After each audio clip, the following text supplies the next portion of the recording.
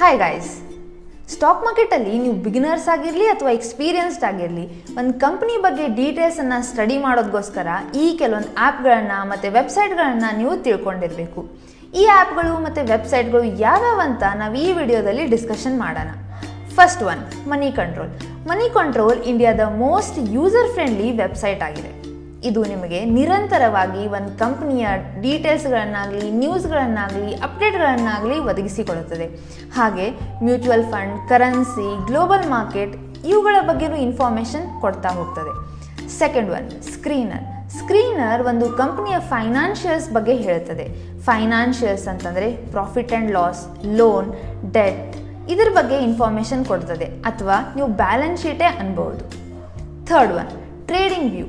Trading view ಒಂದು technical analysis ಮಾಡೋದಕ್ಕೋಸ್ಕರ most useful tool ಆಗಿದೆ.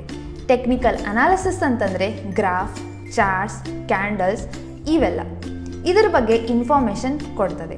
ಹೀಗೆ ಹಲವಾರು ವೆಬ್ಸೈಟ್ಗಳು ಮತ್ತು ಆ್ಯಪ್ಗಳಿವೆ, ಆದರೆ ನಾವು ಈ ಮೂರನ್ನು ಪ್ರಿಫರ್ ಮಾಡ್ತೀವಿ. ಹೀಗೆ ಹೆಚ್ಚಿನ ಇನ್ಫಾರ್ಮೇಟಿವ್ ವಿಡಿಯೋಸ್ಗೋಸ್ಕರ ಸ್ಟಾಕ್ಸ್ ಟು ಮೋರನ್ನು ಫಾಲೋ ಮಾಡಿ.